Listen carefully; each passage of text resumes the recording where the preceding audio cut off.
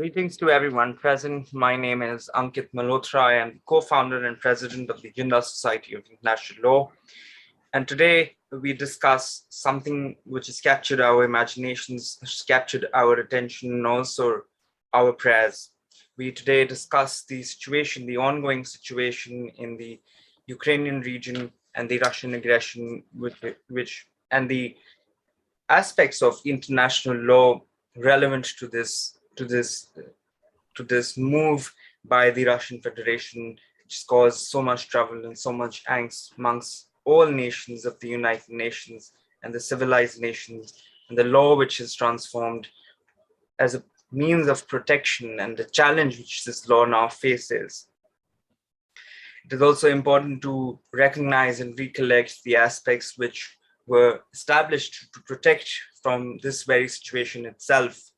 And as a special lecture of this series, or rather immediate and urgent lecture of this series, we now have experts on this area of law, but also of general relation to this region and also to the practice of international law.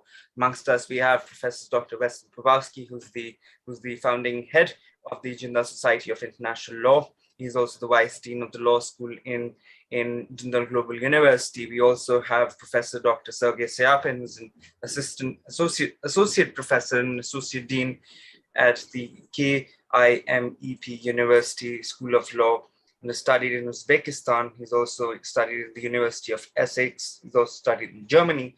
He's also held various regional delegations in Central Asia of the International Committee of the Red Cross. Dr. Sayapin teaches and researches in Central Asia and post-Soviet approaches to international institutions and international law. He's also had comparative criminal law, criminology, law and society economics, and technology studies to his name and also his credit. We also have Professor Tatiana, who grew up in Kiev, Ukraine, and received her first PhD from Kiev National University in 1998 on the self in the speech acts theory. After her PhD defense, she joined Professor Edward van Zivd in Center for the Russian Studies at the University of Nijmegen in Netherlands as a junior researcher, and completed a second PhD in philosophical anthropology in 2001 under the title Vladimir Solovyov's Theory of Humanity. In the same year, she was appointed as the postdoctoral associate in environmental philosophy at Utrecht University for Humanistics. She had also been appointed as a lecturer in applied ethics and philosophy of technology at Fontys University for Applied Sciences. She also focused on energy and also her research interests in the aspect of environmental studies. But today, our speakers will cover and address important issues of international law with respect to the ongoing Ukraine crisis, or whether or not we can call it a Ukraine crisis. How do we even define it? How do we encapsulate it? And how do civilized nations, even in international organizations, react to this and also understand the situation? To focus on these and other aspects, I now invite Professor Sergei Sayapin to start the address. And Professor, the floor is now yours. Thank you very much, dear Ankit. Good afternoon, dear colleagues. I'm very pleased to be with you today. And for the sake of time, I would like to focus on some very specific things. And I will skip these.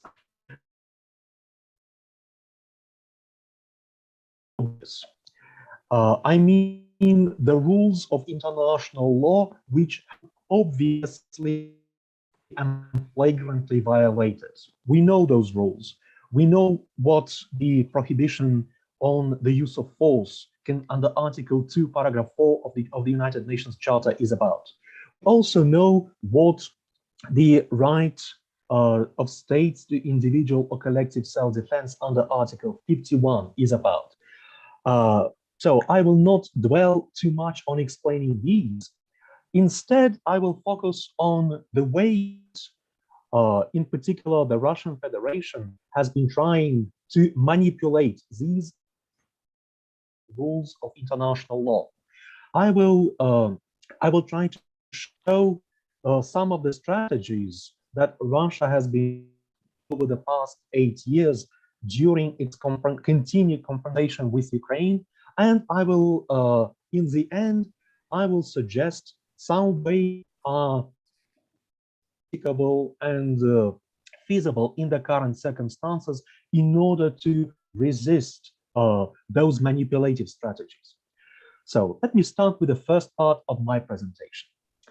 Uh, to start with, this this war did not start 2.5 weeks ago. It started years ago. It started in February 2014 with the annexation of Crimea. And the first strategy that Russia was employing, in addition to the use of military force, particularly from the perspective of international law, during this period was the strategy of denial. We all know that the Russian authorities have been denying their involvement and their active in conflict since during the annexation of Crimea, the Russian authorities were repeatedly claiming so-called little green men, so the military wearing uniforms without insignia were not members of Russia's regular armed forces. And it was only months later Putin admitted that the little green men were in fact members of Russia's regular armed forces. Uh, a few months later, when the conflict erupted in the east of Ukraine, in Donbass, Russia continued denying its involvement, contrary to overwhelming evidence supplied by the states to the effect that the Russian military and weapons in eastern Ukraine, that they were being and trained and otherwise assisting the non-state armed groups in the Donetsk and Luhansk regions. Again, it was only President Putin admitted during this conference that there were, in fact, some Russian military specialists present in of Ukraine and performing some military tasks. Russia has been persistently denying its role in the downing of the MH17 flight of the Malaysian Airlines. Most recently, just a couple of days ago, Russia's Foreign Minister Sergei Lavrov again denied the obvious. He said during a press conference in Antalya that that Russia had not attacked Ukraine. So all this shows that during the whole conflict, Russia was systematically denying facts. And this leads us to a specific strategy that could be against this come at in a few minutes. The second strategy that was obvious in Russia's conduct was that of well, let me call it distortion. More specifically, the distortion of the language of international law. As I wrote in blog post on Opinio Juris, throughout these years, there were important examples of how the Russian authorities were manipulating the language of international law, which, in my opinion, shows that they do care about international law. They do want to justify what by the rules of international law, and for well, they try to invent ways to justify their manifestly unlawful actions. Let me give you just a few examples. On the 21st of February this year, President Putin signed 2 decrees on the recognition of the so-called Donetsk and Luhansk People's Republic. The texts of those decrees were essentially identical in that they referred to the expression of will by the respective peoples. They called for the establishment of diplomatic relations with the Russian Federation. They called for the conclusion of treaties of friendship, cooperation, and mutual assistance between Russia on the one hand and the respective parties on the other hand, and they also committed the Russian Federation to ensuring the peace support function in the respective territories until the conclusion of treaties referred to in paragraph 3. So importantly, on the next day, on the 22nd of February, the United Nations Secretary General, in response to this initiative by the Russian Federation, called Russia's rhetoric, and I quote, a perversion of the concept keeping, end of quote. He also said explicitly that when troops of one country enter the territory of another country without its consent, they are not impartial peacekeepers. They're not peacekeepers at all, end of quote. Which means, in terms of international law, that Putin's reference to peace support function was a mockery of international law. Peace support functions cannot be that short. They cannot apply only during one day, 21st until the 22nd of February, which means that it was a manifest manipulation of the language of international law. Next, in his televised address of the 24th of February 2022, President Putin explicitly mentioned self-defense as a justification for the special military operation, which he was going to launch on the same day. He supported his argument by an explicit reference to Article 51, Part 7 of, but we international lawyers know that unless he misspoke and meant not Part 7, but Chapter 7 of the UN Charter, well, he must have technically referred to a non-existent provision. Part 7 simply does not exist in the Charter of the United Nations. And if President Putin did mean Article 51 of the UN Charter, then that justification was invalid under international law anyway, because the right to self-defense in the sense of Article 51 requires the existence of an armed attack against a member of the United Nations. And obviously, Russia itself has not been a victim of Ukraine's attack. Moreover, if Putin wished to claim that his new allies, the Donetsk and Luhansk People's Republics, had been the victims of Ukraine's armed attack themselves, he also might not invoke Article 51 of the Charter because those so-called republics were not members of the United Nations.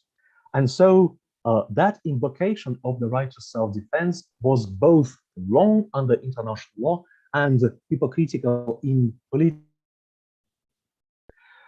The next example I wanted to give you concerns this phrase, special military operation, which President Putin euphemistically used in his televised address of the 24th of February, and which the Russian state media and the media in some other countries have been using ever since.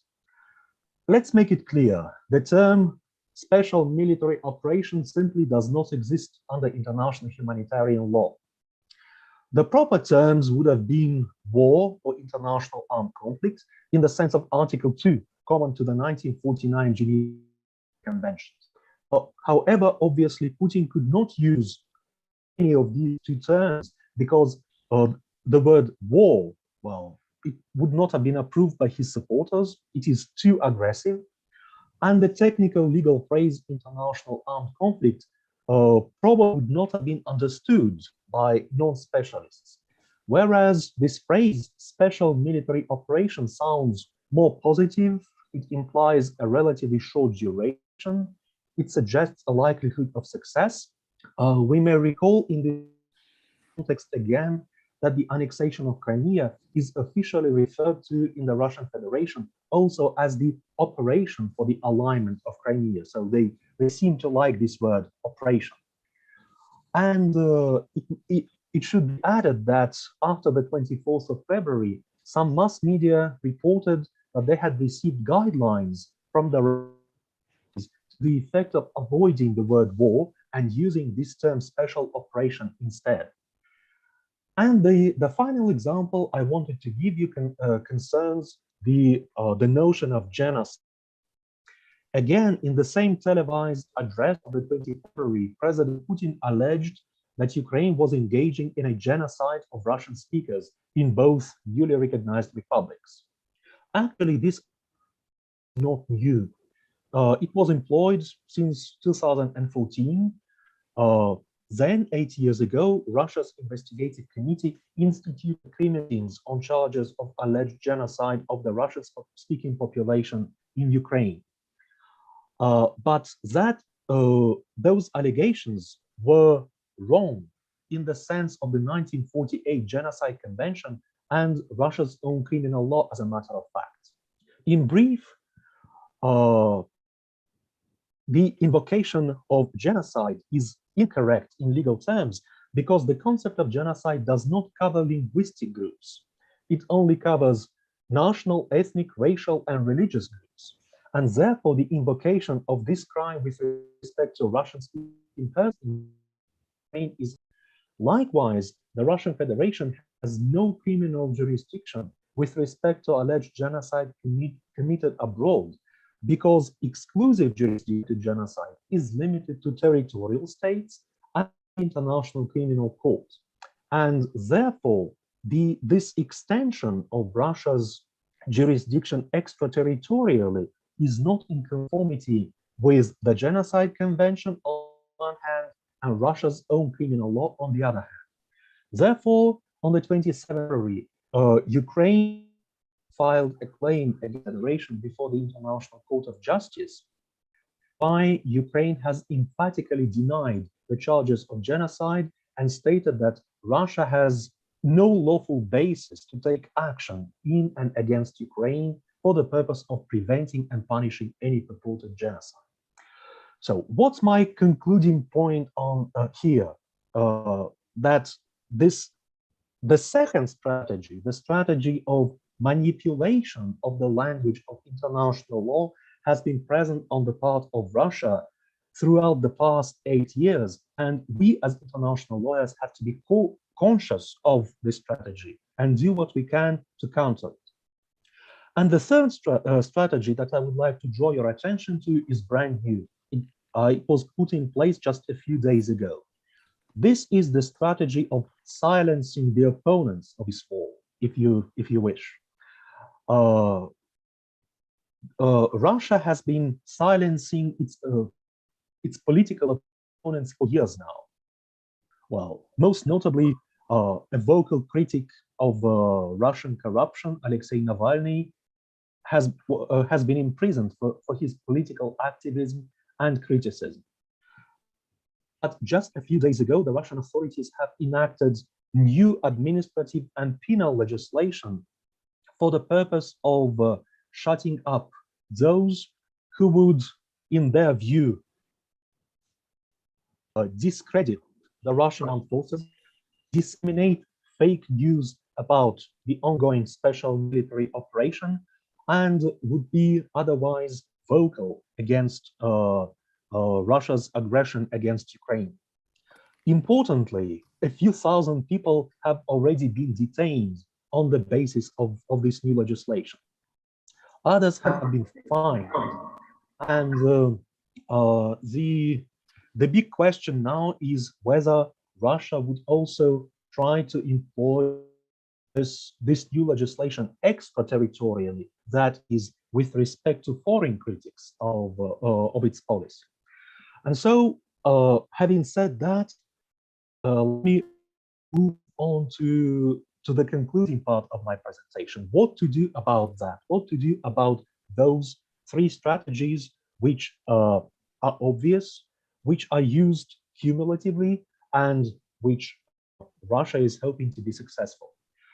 Well, first, I think this is time for consolidation.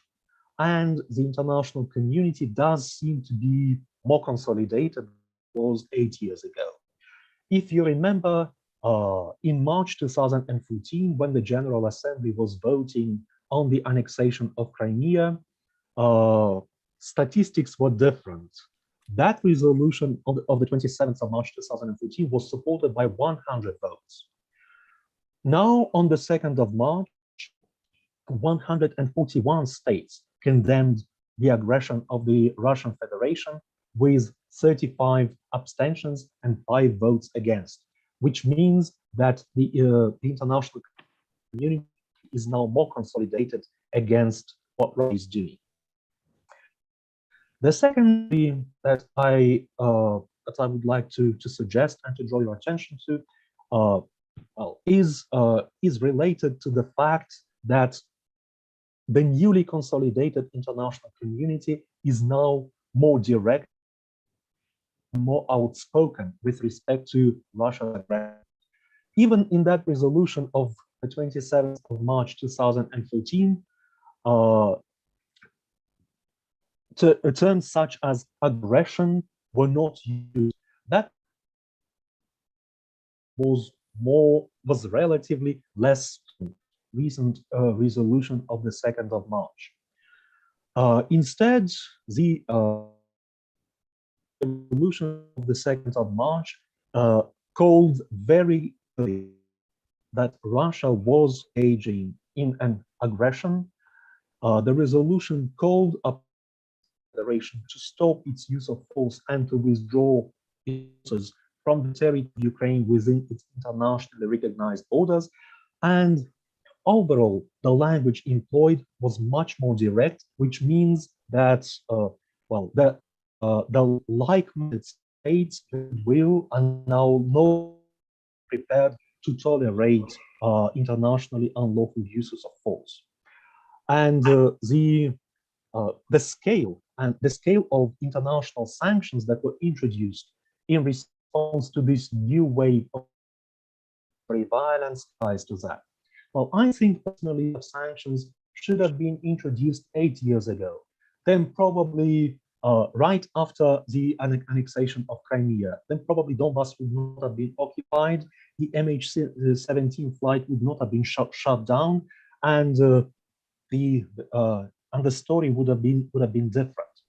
But since things happened the way they did happen, what now needs to be done is this continued consolidation and continued the provision of support to Ukraine. And my final point is as follows. We international lawyers should do whatever is in our power to refute attacks against international law and to make it stronger. I believe this is the time we are now living in is a test for international law itself.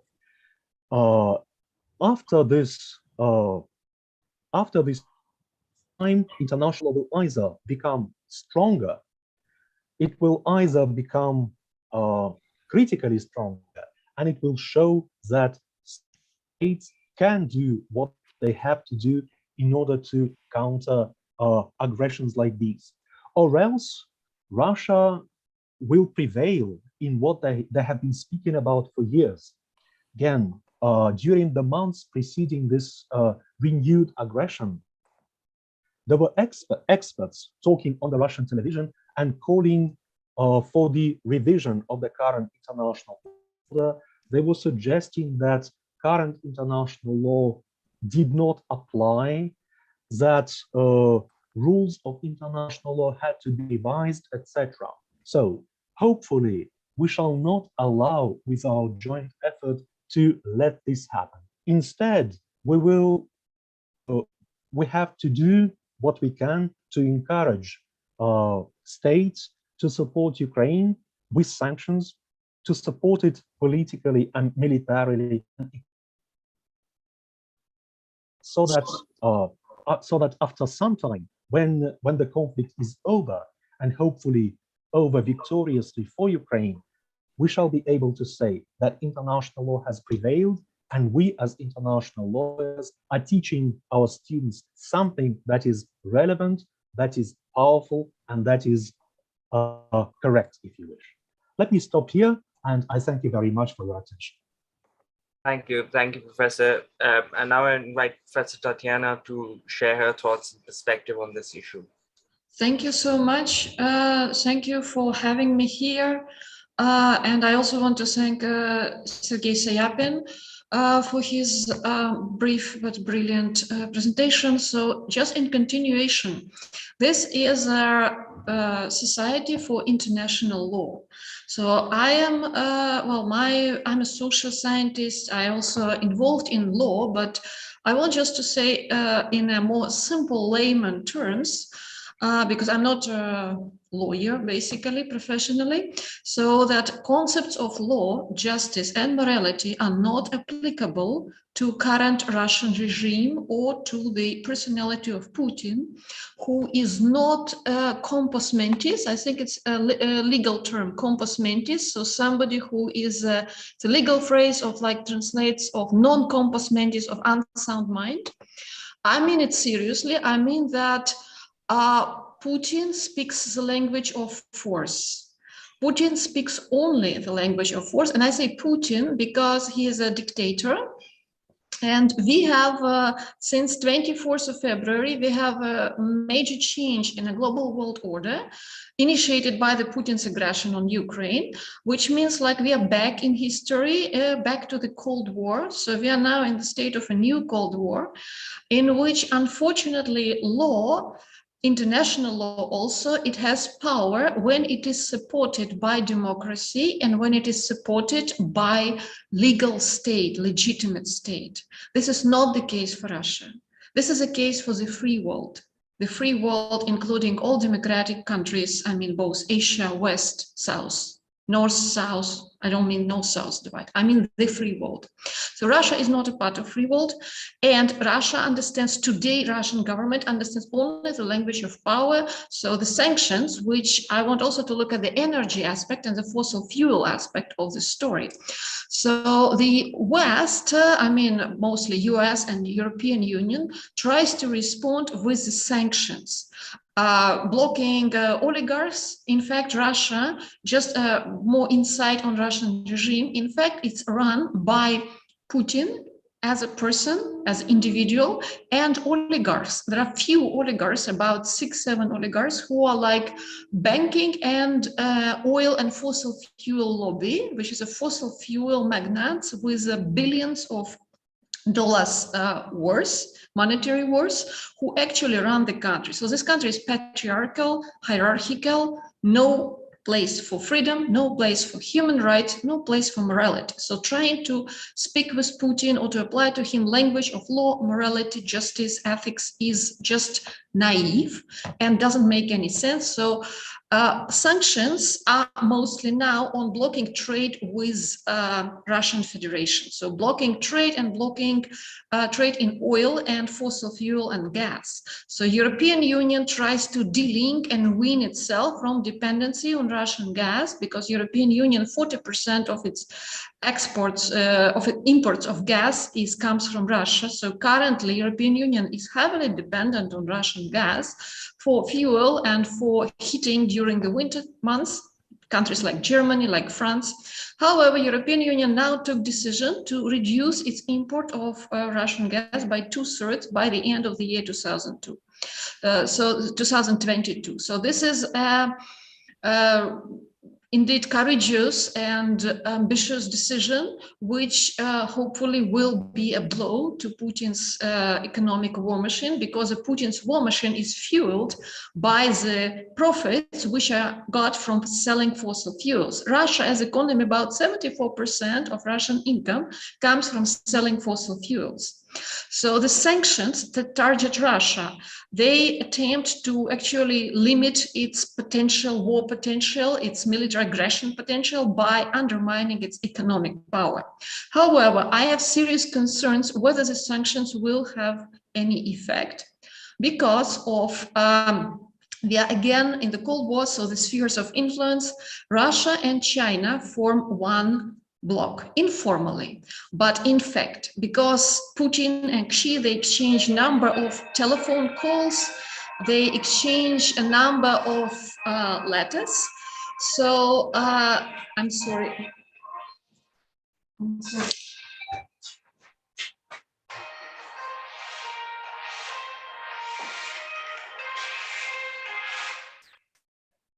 So, sorry. Вика! Возьми!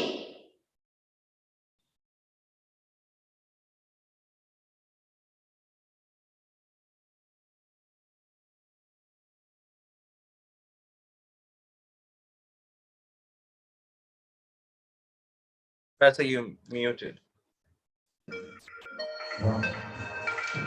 Okay. So just to say that, in fact, there are serious concerns that Russia may evade sanction by being helped by China. And there are also experience of Russia evading sanctions. There are also like so China was evading sanctions by using the intermediate third persons or third agencies to evade sanctions. So China has this experience of evading sanctions, and it's a prediction, but probably Russian and Chinese economy will act as a one complex.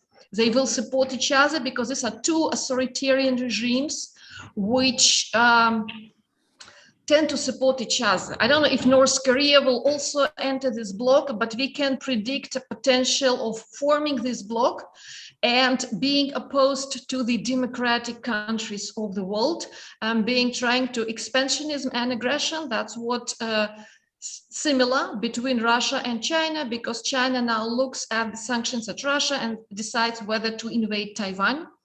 India also had a border conflicts and territorial claims from China to Indian territory. So this is what I wanted to emphasize, that the situation is that sanctions, to be efficient, have probably to be collateral, to be taken against at least two countries at the same time, which is of course highly problematic from the economic view.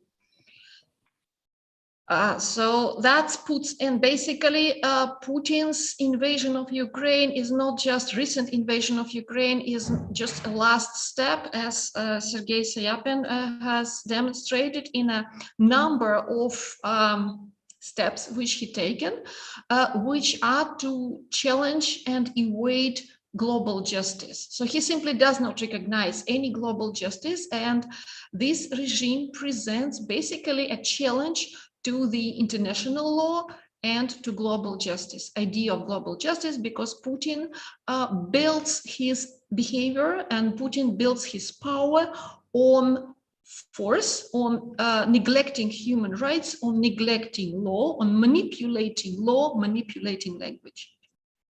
So concerning impact on the climate change, which is more closer to my specialization, it might have a negative impact on the climate change mitigation, because until now in the COP26, there was agreement reached which was putting the world on the trace towards keeping the global warming under 2 degrees Celsius. However, today, Europe will, by replacing 2/3 of its import of the gas from Russia, will probably revert back to using fossil fuels, to using coal, which is present in Germany and in Poland. And it also plans to switch on nuclear power. It was also plans to buy liquefied natural gas from US. US has only 8% of its oil is imported from Russia, so it can replace its imported oil by domestic oil. So US is not so much dependent. However, it seems that fossil fuel lobby in US won again, even despite Biden tried to actually to stop fossil fuels, to reduce the use of fossil fuels. But due to this event, due to our world going back to Cold War, it seems that climate change mitigation and reducing carbon dioxide emissions will get less attention, will get less financing, because it's emergency situation. We are now facing emergency situation, but it seems that it might have European Union plans also introduce its renewables, but introducing renewables still takes some time and investment, so it cannot happen overnight. And it's possible that in a stress situation, people tend to go back to their previous habits. So like smoking, for example, also try to quit smoking. When there is acute stress, they go back to smoking. So similar parallel world now in a state of acute stress may go back to its fossil fuel habits. And this is also a possibility to reflect on the political roles of fossil fuel lobbies, because Russia is basically run by oligarchs. Oligarchs and Putin kind of group. You can call it also a mafia, fossil fuel mafia, which is running Russia, because Putin and oligarchs have reached agreement and they share their power. In fact, it's also fact that fossil fuel lobbies heavily was behind Trump getting to power. There are connections, there were connections between Trump getting to power and Putin, and it's to extent to which current fossil fuel has political impact, probably stands behind Russian aggression in Ukraine, and to which extent fossil fuel also both blocks climate change mitigation and prevents democracy.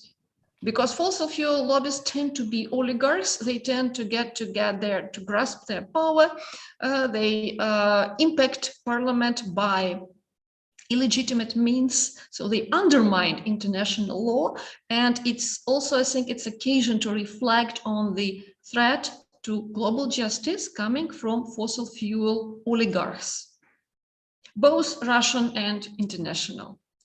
So thank you for your attention. Thank you, Professor. I now invite Professor Brodsky to share his thoughts on this, and then we open it up for questions and discussion. Sir, floor is yours. Thank you very much, Ankit. Very happy to join the meeting of the Jindal Society of International Law after Sergei and Tatiana already spoken. In fact, I agree with everything they said, but I will take a little bit a different perspective to that. And I will think of this war as basically a fight between a tyranny and democracy, so to speak. In fact, I will say Ukraine is fighting and dying for the future of the world, for future generations, no less than that. It's not simply fight between one country and another country, not between one way of governance, tyrannical and democratic on the other side, but even about the future of the world as such. And for that matter, everybody should help Ukraine. That's my final kind of conclusion. And indeed, you see, a month ago, many people would not know where Ukraine is on the map. Today, everybody with internet in a remote village in Africa who listens to the news already not know where is Ukraine, but also what is the capital, Kiev, probably will name a dozen of other cities, and can even pronounce almost unmistakably the name of the president, Volodymyr Zelensky.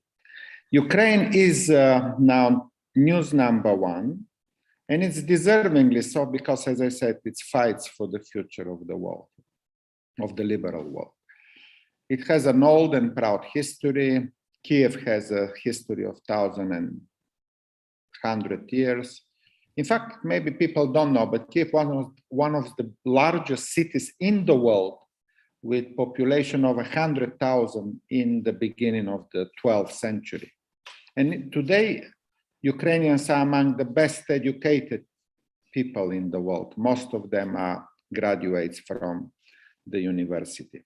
And not surprisingly, the war started, as correctly Sergei mentioned, in 2014, as a result of the willingness of Ukrainians to be part of the liberal world, part of the European Union, to be democratic. Because of history of suffering,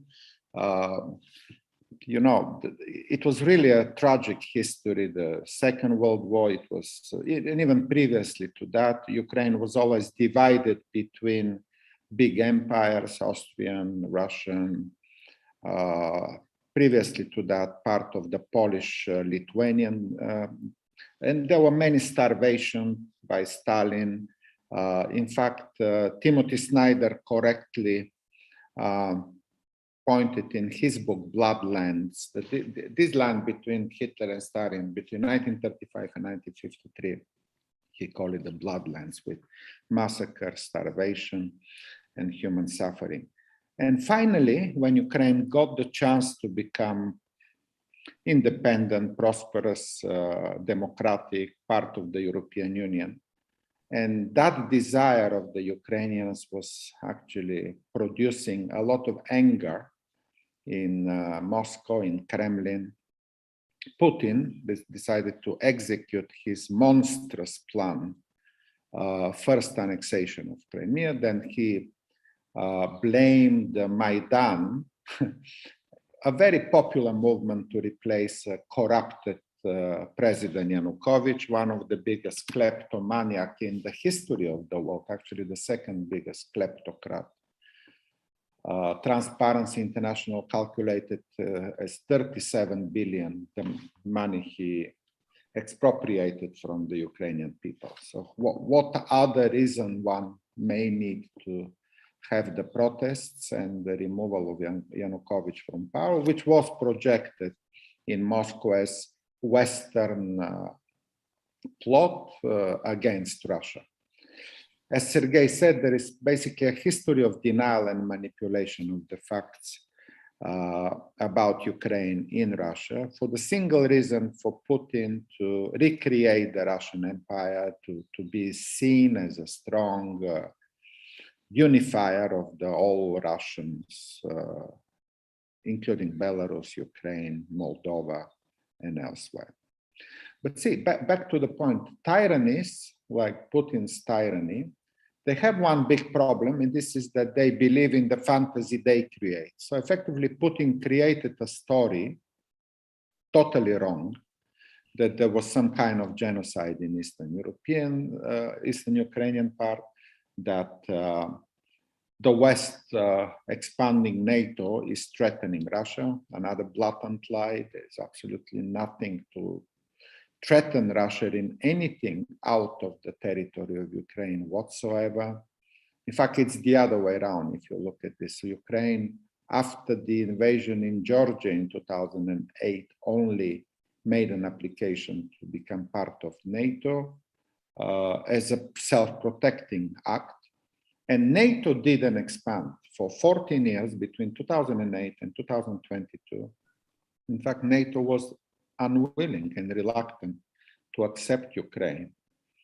In fact, Putin should be grateful to NATO for not expanding for 14 years since 2008 and not blaming NATO that NATO wants to. And NATO doesn't have an agenda to expand.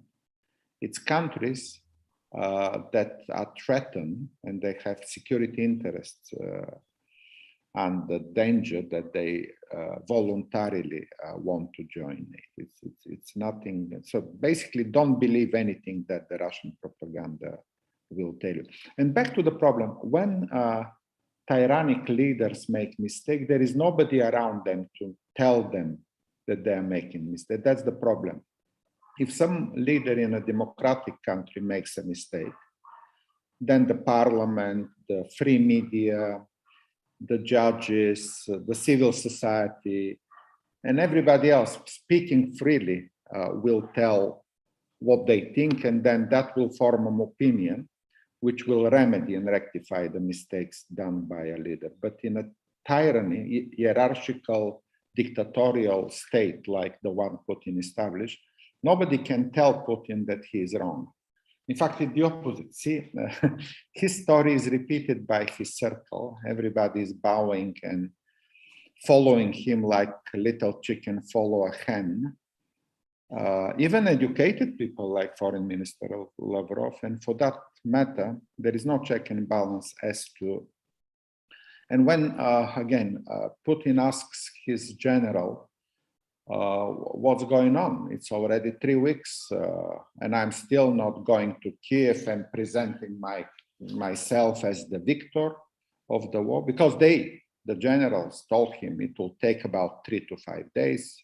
We will be met with flowers by the Ukrainians because we liberated them from a Nazi government. What happened is that, in fact, the Ukrainians didn't throw flowers on the Russian tanks. They throw Molotov cocktails on the Russian tanks. Maybe Kremlin expected Zelensky to fly away and to disappear in the West. It didn't happen. Zelensky stayed strong and unify the Ukrainians to fight back. So everything which Putin probably was thinking 3 weeks ago went terribly, terribly long. And for that matter, you know, let's say Putin will be remembered as the biggest aggressor of the 21st century. And what is also interesting is that his speech before the aggression, which Sergei was kind of analyzing from the point of international law, but and I fully agree with everything he said, but it also reminds another speech of Hitler in 1938 invading Czechoslovakia. Absolute match. So if you want two almost identical speeches from two almost identical tyrants and aggressors, look at what Hitler said in 1938, that German population in Czechoslovakia suffers. We need to go and help them.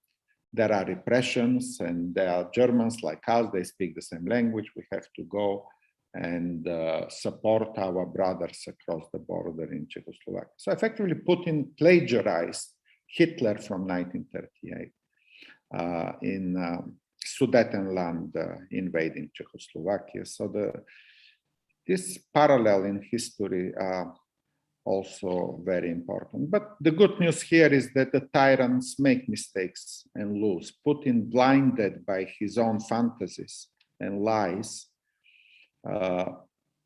has no future. And on the other hand, the Ukrainians stay stronger and they're getting stronger every day with support from around the world. We see also, in addition to everything Sergei said about international law, is also the international criminal law and the fact that 39 state parties of the International Criminal Court referred the situation in Ukraine to the prosecutor of the International Criminal Court for war crimes. And I don't see any problem of any investigation and prosecutor. It's so visible. The crime of aggression was declared in the speech by Putin. We see the destruction of civilian objects every day, every hour in many Ukrainian cities. So I don't think any judge will have any problem to pronounce war crimes committed by Putin. And the General Assembly resolution, which also Sergei mentioned, is very clear. The world is on the right side. They support Ukrainians. They accuse Russia, with some small exceptions. Unfortunately, one of those small exceptions is India. And because we have Indian audience, let me share my disappointment of the abstention of the Indian Foreign Ministry, both in the Security Council, which is probably more understandable, but the abstention in the General Assembly, for me, is beyond explanation. Why does India worry to join the democracies?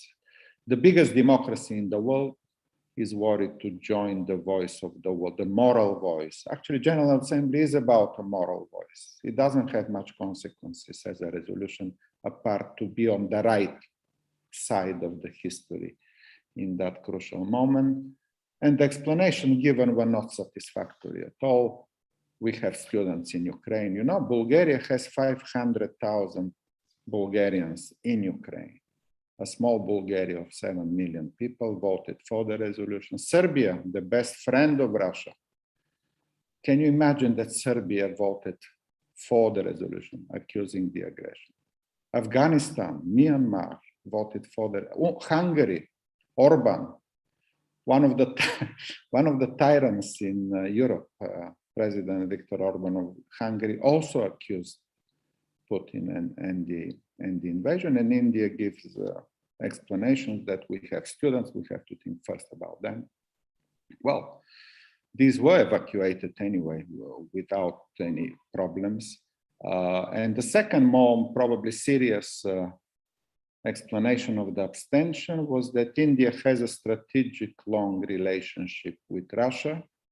Again, Bulgaria was part of the Soviet Union and the Warsaw Pact. And we had a longer and closer friendship with Russia. We speak almost the same language, and we have the same culture, and we share the same religion. And Russian liberated Bulgaria from the Ottoman Empire, and so they liberated Serbs and Greeks. So they are much closer friends of Russia historically and culturally and linguistically. But we don't mind to say the truth and to stay on the right side of the wall. And then the position of India was also based on buying weapons from Russia, and these are important for us. Well, we are many European countries are very dependent on oil and gas from Russia, but they sacrifice their trade in order to be on the right side of the history here. And also, let's not think about the past 50 or 60 years of strategic partnership. What about the future? How does India situate itself in the future? Will that army, which is destroying civilian objects in Kiev and Kharkiv, your strategic partner for the future? Is that what you want? You want the Russian army to come to your rescue one day? Which is certainly absolutely not a strategic partner for India in the future. So yes, by saying that, I would like still to say that a lot of support is given to Ukraine. It is very crucial to kind of continue the sanctions, to strengthen them, to make them more global. Again, not only India, but other countries are not joining the sanctions, which is disappointing. Because without that, you know, the problem with that position of abstention, neutrality, let's wait and see, we are far away, is that if you are in that moment once in 10 or 15 years, maybe other countries will say the same. We are far away, we have our national interests, we don't care. For us, more important are other things. So, and when the world is divided, then the tyrants flourish. So Putin would love to hear the Indian explanation, and other countries. I'm not talking only about India. South Africa also disappointingly did not support the resolution. Some other African countries also speak about neutrality, non-alliance. Americans are also wrong, and other kind of opinions that basically are very much helpful for Putin to continue the aggressions and the war crimes he's engaged in. Let's have questions, Ankit. So let me just pose 4 questions which sort of transpired from this discussion. I'll be very interested to know what the speakers think about the fall of Afghanistan and how perhaps that triggered Putin's actions to where we are now, and also the involvement of China. And perhaps there was a discussion which took place during the Winter Olympics between the 2 leaders, which gave some sort of a signal to Russia that, okay, there is going to be implicit support, nothing explicit. Second, I am interested to know, as Professor Tatiana said, in the language of force, but not of sanctions. Sanctions, as she said, take time to kick in, even if they do.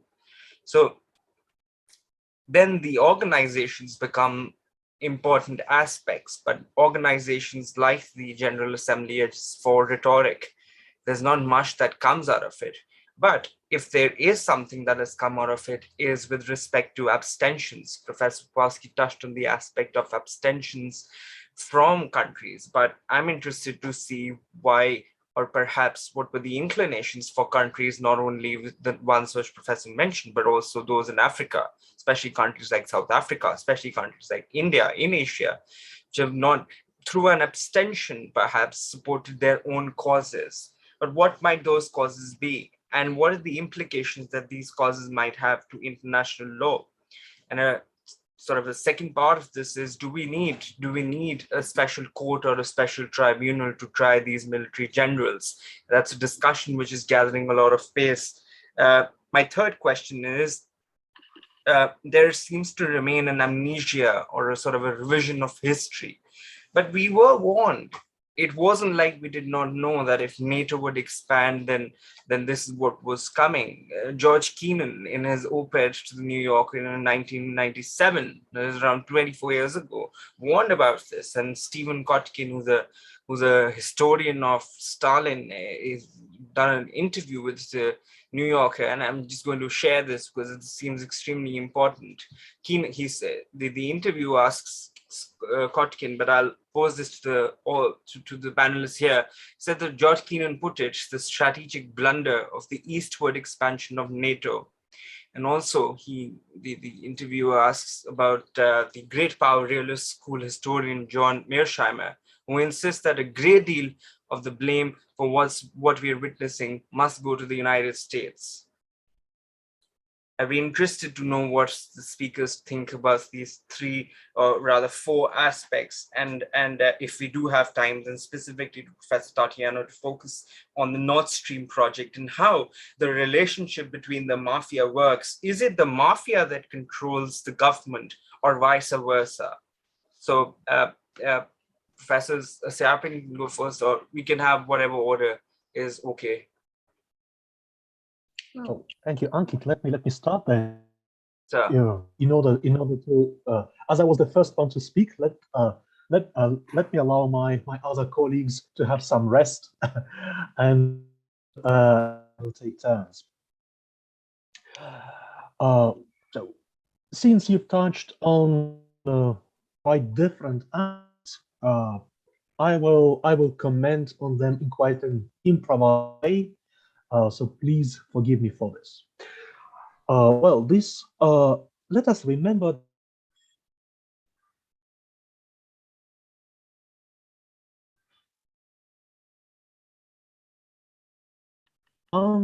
predicted that it would happen. Of course, I mean Zbigniew who in his that there would be a conflict between Russia and Ukraine in the future because Ukraine would want to go its own way, and Russia would not allow Ukraine to go its own way because Russia without Ukraine cannot exist as an empire.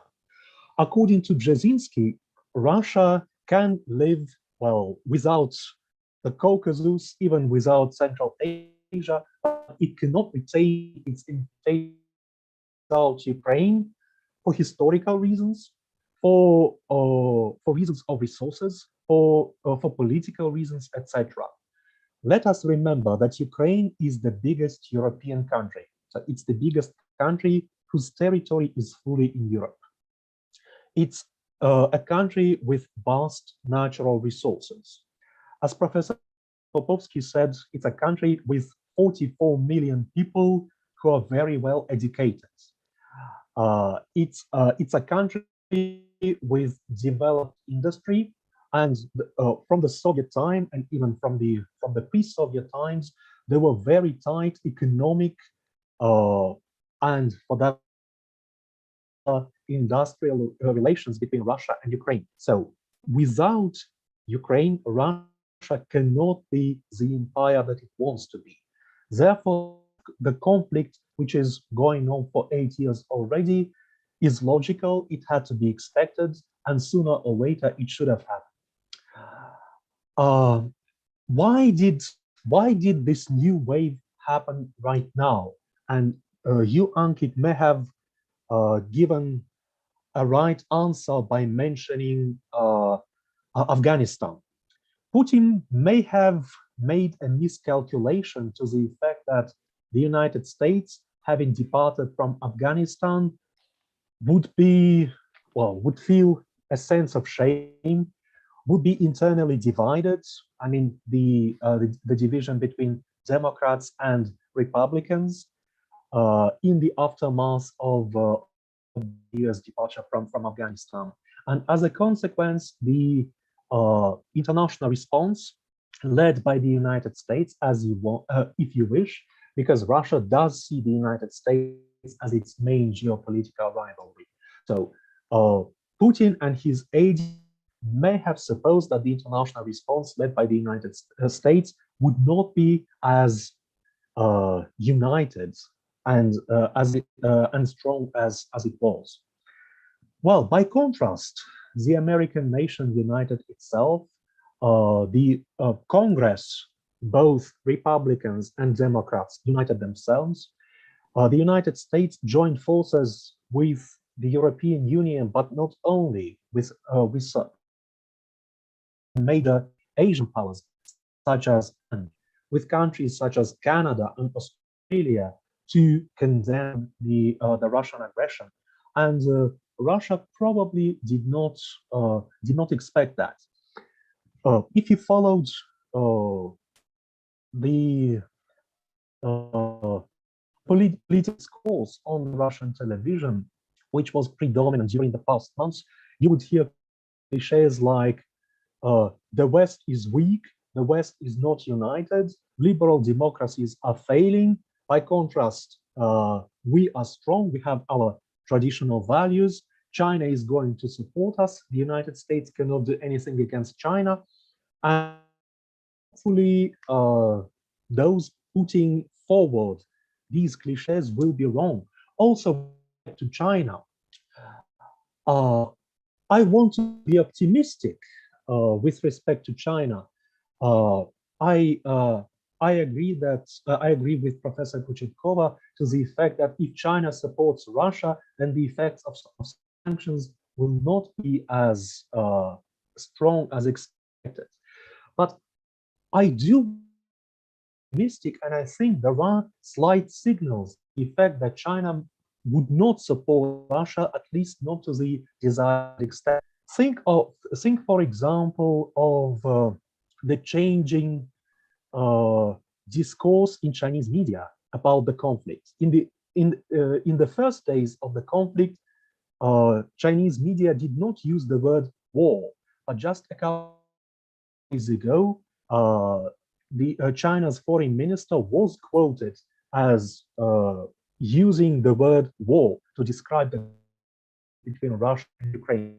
Also, quite a few Russian businesses already suffered major losses, and Chinese companies have been reported already to be wanting to buy those newly bankrupt Russian businesses, which means one thing. China control over Russian businesses, maybe even strategic sectors of Russian economy, even without military force, even without the need to attack Russia militarily.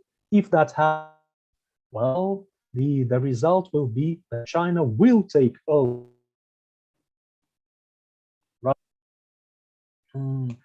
This will result in a further blow to Russia's political economy as such. And to make a concluding point, very important the positions of some other post-Soviet nations. How, for example, will Kazakhstan behave in this situation? Kazakhstan is the second post-Soviet nation after Russia itself. How will Uzbekistan react to the situation? Uzbekistan is the largest Central Asian nation in terms of population and the third largest in the former Soviet Union after Russia and Ukraine.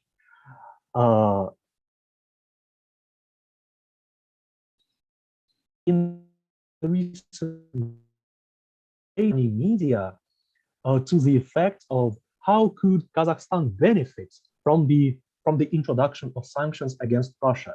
Could probably Kazakhstan somehow use Russia's new economic to improve its own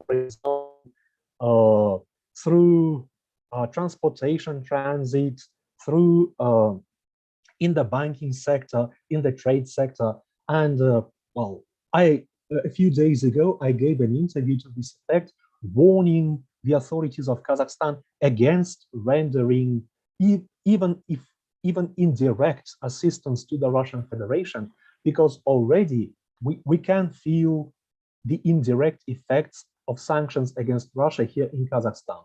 In just 1 week, the value of Kazakhstani currency has decreased by 20%. Imagine what will happen if Kazakhstan decides to support Russia more openly. I hope the other post-Soviet nations will take a prudent stance and will focus on rendering support to their own economies instead of saving the sinking Russian warship. Thank you. Thank you, Professor. Very sharp remarks indeed. I'll ask Professor Baski to share his thoughts on the Sure. court and Yeah. also On the John Mearsheimer and NATO. Okay, on the court, yes, we have a procedure already going on with the International Criminal Court, but also there is a initiative in London. I heard from Philip Sands and Elizabeth Wilmhurst, the head of the International Law Department of the Chatham House, the Royal Institute of International Affairs, the proposal for a special court on Ukraine. And we had such, special courts before. Sierra Leone, Cambodia, one for Lebanon for the assassination of Rafik Hariri, the former prime minister. So the two options are fine. I absolutely am happy with either one to go ahead. Well, there are advantages and disadvantages in each. The International Criminal Court is more global. It is based on an international treaty that Rome started. So in a way, it's more kind of legitimate and representative of the well, although not entirely global, because major powers such as Russia and United States and China are not part of it, but many countries, 130 plus countries, are members of the International Criminal Court. So that option, which is already activated, as I said, by 39 countries, is in my opinion, pretty right way to go ahead. But if there is also an option of a special court entirely on Ukraine, and if that option also materializes, I am absolutely positive. So either way, the war criminal need to be named and punished. Again, depends on the circumstances, but hopefully the ICC here will do the work, and there won't be a need to duplicate and to make a parallel special court on Ukraine. And yes, there are, in democracy, exactly as I mentioned, in democracy, there are voices like John Mearsheimer saying that probably this conflict needs to be looked at from the context of the global geopolitics, and that Americans did also a lot of wrongs, which I don't deny. And I was one of the most adamant opponent of the 2003 invasion of Iraq by United States and Britain and Australia. So yes, I am aware of that, but still we need to name the wrong when we see it, and not to try to justify one wrong with another wrong. So we shouldn't kind of change the subject here. Well, if Gorbachev was left with a kind of a expectation that NATO will not expand, and again, I'm repeating myself, but NATO doesn't expand. It's not an agenda in Brussels of the NATO. We will make a 5-year plan and we will accept this in those countries. It's the other way around. Countries apply for membership and they are considered as potential members. And upon meeting some criteria, they are accepted or not accepted. So in a sense, a promise not to expand NATO shouldn't not be taken seriously, even if somebody may have mumbled it 30 years ago. But again, that's not to justify anything that Moscow is trying to present as justifiable here. There is absolutely no threat from not only Ukraine, I will say from any of the Baltic states. So there are 3 Baltic states, they are closer to Moscow than Ukraine, and they are NATO members. And there is again absolutely no heavy weapons deployed in any of the Baltic states that can threaten Moscow, Petersburg, even though it's 200 kilometers probably from Tallinn to St. Petersburg. So the dangers are absolutely exaggerated and fantasized, that they're not real. They're simply, you know, when you try to invade the world, not the world, in this case, Europe, Eastern Europe, you try to find justification. Exactly as I said, Hitler is doing exactly the same. He's trying to find justification to invade other countries, and Putin is doing exactly the same. But the problem is when some Americans like John Mersheimer are talking that way, again, that helps Putin, that helps the aggressor. Unfortunately, democracies are exposed to difference of opinions, and some of them will talk that way. For China, actually, I'm not very sure that China will really come to the rescue to Putin. No, I don't think so. China is thinking about its own economic and political interest. If they will help Russia, it will probably by buying some Russian companies and industries, and they will try to make money out of everything, including out of this tragedy in Ukraine. So it will not be a political or ideological or any other support for Putin. It will be simply whether Russia would, whether China would like to benefit from the Russian-Ukrainian war. Probably they will. Probably they are happy to see that, because that makes more opportunities for them globally. And again, I'm talking about economic and political influence and opportunity, not really military. So in a sense, I'm not sure whether China will use this as a pretext to do anything in Taiwan, because that, in fact, I'm sure China is watching how the General Assembly reacted to the Russian aggression with 141 countries against. Will China want to be similarly isolated and sanctioned as Moscow is today if it invades Taiwan? And again, I'm not sure. I'm sure a better way, if China wants to do anything and to benefit economically and politically in the world and not militarily, they will do it without doing the same stupid mistakes. I will not be ashamed to say this, what Moscow did in Ukraine. China is smart, but they will not do those. Thank you. Thank you, Professor.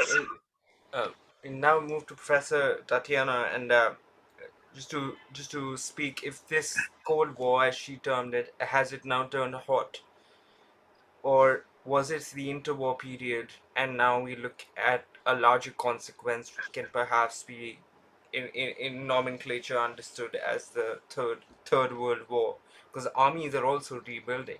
Germany is rebuilding. Japan is rebuilding. These are realities of our times, but how does this influence vis-a-vis economic ties, relations in the Nord Stream project and other such projects which have linked the Eurasian belt together as one big chunk of land? Thank you, Ankit. Indeed, the investments in military budgets have greatly increased also in Germany, in France. France has also this idea of strategic autonomy of European Union. But there is an old proverb that if you want to peace, prepare for the war. Ukraine was neglecting its military budget for decades and now is paying with its blood for its right, for Ukrainian right to be independent country and to not take strategic Putin's consideration into account. And she's ready to pay this price. So, but in fact, I wanted also to say, like, Russia as empire does not exist without Ukraine. Well, Russia as empire is a fantasy of the past. It's a mortar which needs to be destroyed. And by destroying the state mortar, it is not against Russian people, of course. So Serbia, Bulgaria voting for a UN resolution, it's kind of natural because also Russian intellectuals say that we are living in mortar, we are living in a prison state, we have internal occupation. This is exactly, I quote Russian opposition, but it's internal occupation. So if you destroy this government, you help us. We need it to become free. That's what I wanted also to mention. And concerning China and Russia, yeah, I don't mean ideological help or military help. I mean banking. I mean, like SWIFT is blocked for Russia, but China has a similar system, which is less smaller, but which is kind of parallel to SWIFT, and helping economically trading with Russia. That means that Russia will evade boycott, which is already enough to keep economy going, which is enough to keep the war machine going. So I mean purely economic trading with Russia, buying Russian gas and fossil and oil. This is already enough actually to support it economically. I mean, I would be the happiest person in the world if it did work, but I don't know for sure if it's true. Also concerning the oligarchs and Putin, so they had problems. Putin was trying to restrain and constrain the power of oligarchs in 2003, 2004. He was taking measures, even like there were judgments, criminal courts against oligarchs.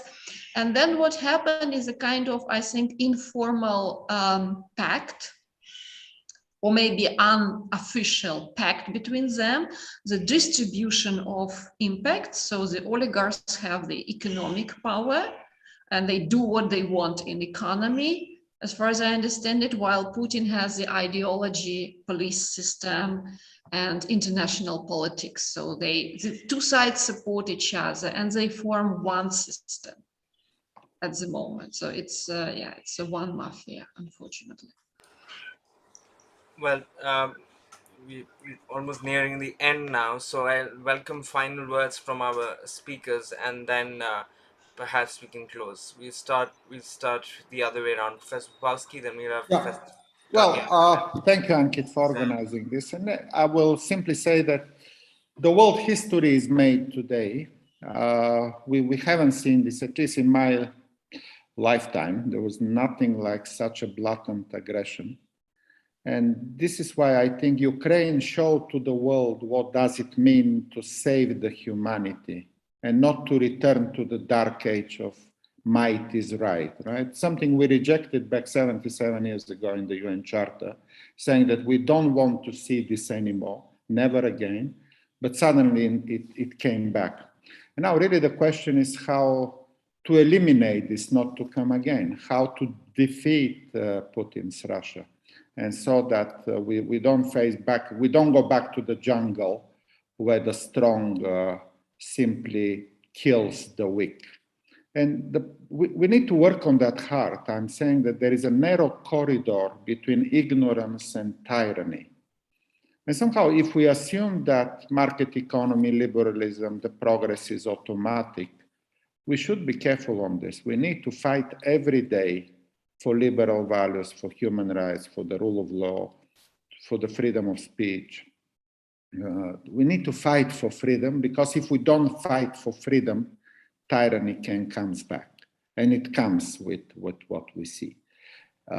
So Ukraine has shown to the world that change is possible. In fact, very few people believe that Ukraine will do so well in terms of democracy, rule of law, and human rights. It used to be also under the Soviet Union. It used to be a corrupted state. There were problems in the past. But Ukraine certainly showed where they want to stay. They want to stay on the right side. They want to stay on the side of freedom, human rights, democracy, European Union. And because of that, the Russian emperor and the Russian Tsar Putin didn't like that, and he wants Ukraine back into the dark age. So for that matter, the global people who think and who are not manipulated and brainwashed, people who want not to face the horror and tragedies of the past. You know, same happened with Germany, last word. People were saying Germany will always be militaristic. Look at Bismarck and his aggressions, and then Kaiser William II, the first one, and then Hitler. They say Germany will never be anything apart from militarist aggressor. Well, not true. Look at the Germany today, 70 years after the Second World War. It's a peace-loving, prosperous country. And the same should happen to Russia, I will argue. I will again make an appeal to all my Russian friends. Do you want to live always with a Tsar, with an emperor, with somebody tyrannical who is going to refuse you the right to speak? And look at the Ukrainians and follow the Ukrainians, your brothers, so to speak, and your friends. You need to do the same as not to go to the dark age. Thank you, Ankit. Excellent always to be with you. Professor Tatiana, and then we have Professor Siapin and we can close. Thank you. I totally support Professor Popovsky concerning that democracy is never to be taken for granted. I want to quote Hannah Arendt, that democracy is alive only while citizens actively participate in democratic deliberation. As far as citizens stop active participation, democracy is always in danger. That's indeed true.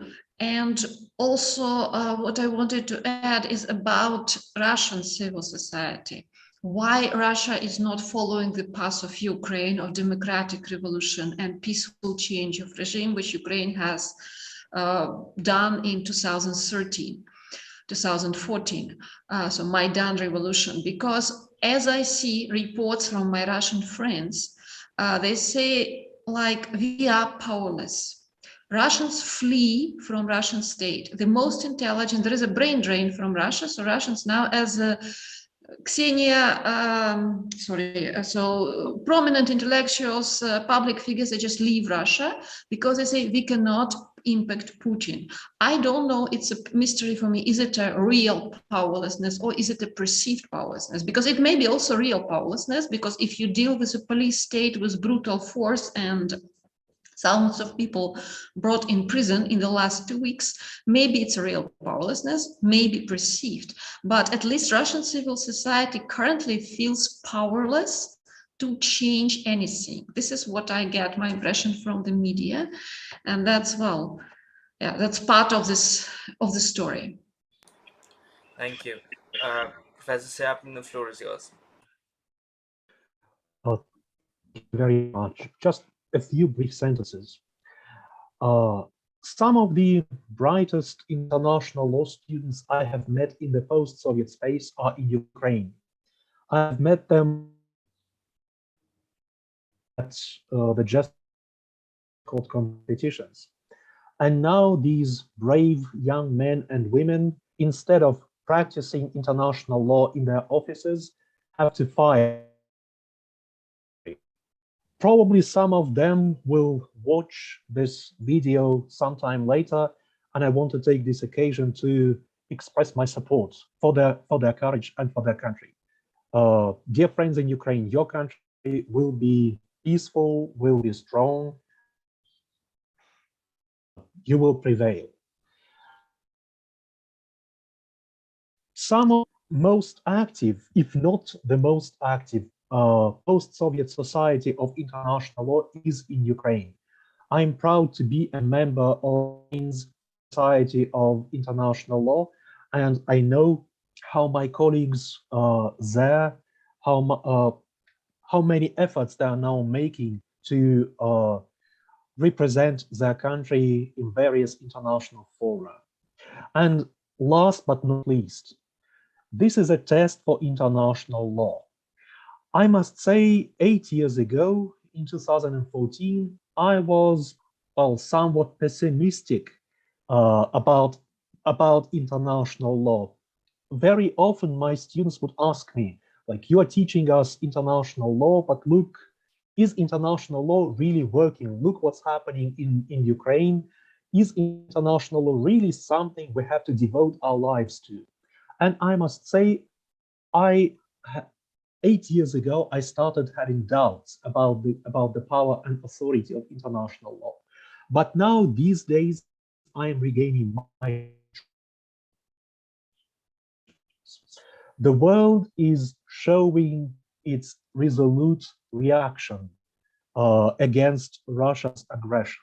The world is providing Ukraine with military, economic, political support. And international law is working, as the very sanctions show. The aggressor state is just starting to bear responsibility for what it has done. And I am now sure that international law will prevail.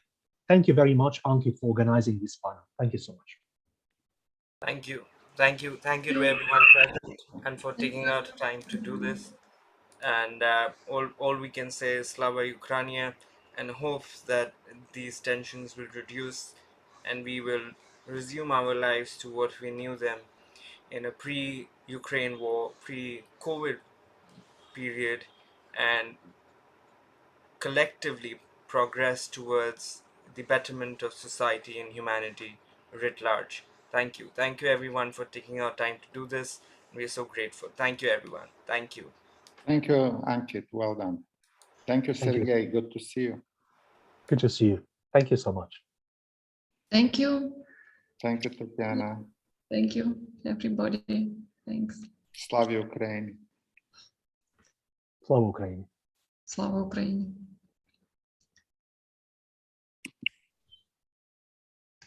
Да, хорошо.